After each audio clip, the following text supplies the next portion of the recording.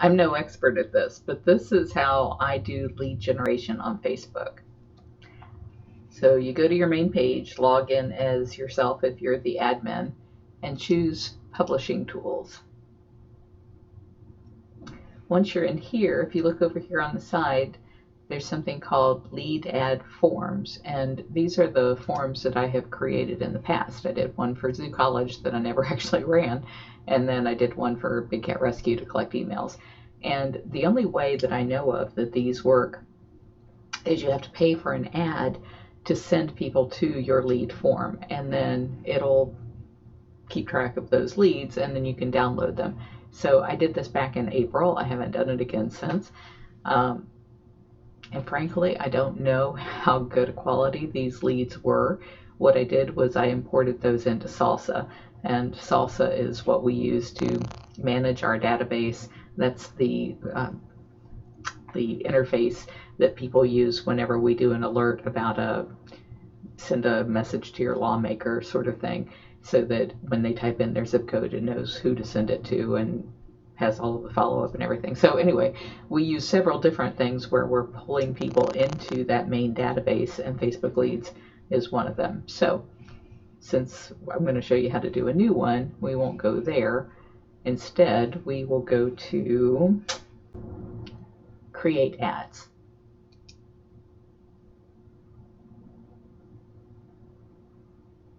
When you get to this page, there's all different kinds of ads that you can run. This is the one for collecting leads for the business. Click on that. And then you would put your name in here. And I'll just call this New List.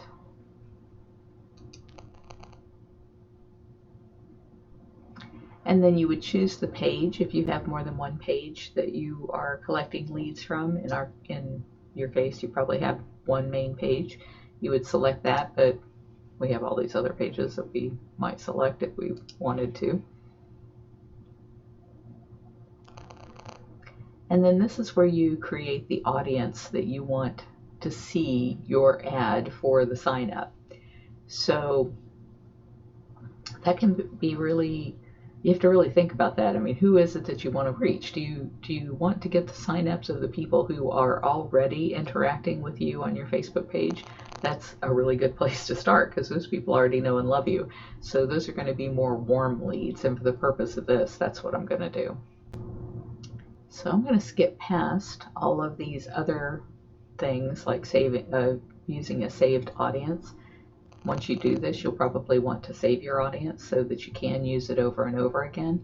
Here in the detailed targeting, that's where you would say, for you, the name of your business. For me, I'm going to say Big Cat Rescue. And you can see that those are the people, the 2.5 million people that say that's an interest of theirs. So I'm going to choose that group. Let's click over here to shut that. And down here where it says connections, you want to pick the people who like your page, or maybe you want the friends of the people who like your page. Or if you were trying to reach only new people, this is where you would say exclude the people who like my page. But I'm going to say the people who like my page, and then save this audience. And you can call this New List. And their interest is people who like Big Cat Rescue. So now I can save that, and I can choose my daily budget. So if you know you want to spend $5 a day trying to reach those people, fine. Or you could set a lifetime budget of, I'm going to say, $30. This is my start and end date, but I could change those by clicking on them. It says I'm going to spend up to $30 total, and I'm going to optimize these for leads, because that's what this was about. But you could do link clicks, like if you wanted to send them to another database that you had, if you use MailChimp or some other sort of thing. There's all kinds of options that you can pick there. I want you to name it again. I'm going to call it New List, and then hit continue. And this is where you can put in 2 to 10 images, or a single image, or a video, or a slideshow with a video ad and 10 images. I mean, there's so many ways that you can do this. You can look through any images that you already have uploaded. They have free stock images. You can add pictures from your own computer, and this will tell you the best size to make those images. Over here, you'll enter your text, your headline, how you want that to read, like if learn more, get a quote, sign up, the newsfeed link description, and these little eyes will pop up and you can learn all about what is going on any of those. Of course, I always want to track my conversions with a Facebook pixel, but in this case, I'm not sending them to my page. I'm just collecting them on Facebook, so I don't need to do that. And this will show you how your image is going to look. So this was something that was already in there, and that's why it picked it. So next, you have to choose the form that you're going to make. So if you don't already have one, you need to create a lead form. This will be a new one. So I'm going to call this my new form and save it as a draft. So this is what I did on my other one. I said, these are the reasons why you might want to sign up. You're going to get all this great information about cats as it happens. And whenever your voice can be used to save an animal, you're going to hear from us. And so all of the reasons why people should want to sign up. These are the 2 things you get by default. These are the things that you can add. Save the draft. Go to next. One of the things Facebook wants to be careful of is that you are not going to spam people or share their information in a way that they are not expecting. So at bigcatrescue.org/privacy, I think is our URL, we have what our terms of service are for the use of the site. And you should create a page on your website that's similar that says whatever you're going to do with their names. So in our case, we never sell or share our email list with anybody. And that's what we tell them, but it's a really long list that we do. So you would put that URL right here and you would say, see our privacy policy, or see how we'll never spam you here. And then I'll say save draft and next. And then what you can do is once they go through that sign up process, a big part of why you're doing this on Facebook is you're trying to get them to your website. People don't want to leave Facebook for anything, but they need to go to your website.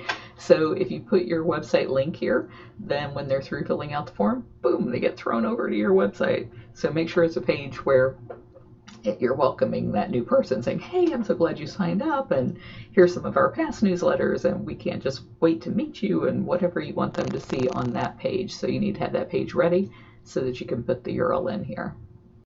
So as you can see, it won't let me continue because I didn't put in my privacy policy and I didn't enter the website. So it's not going to let you create a bad form. You'll get it right before it will let you get to the end. And once I fix those things, then I could go in and say finish form. Once you create that lead form, then you'll be able to find it back here on that page that we were on earlier where your forms library resides.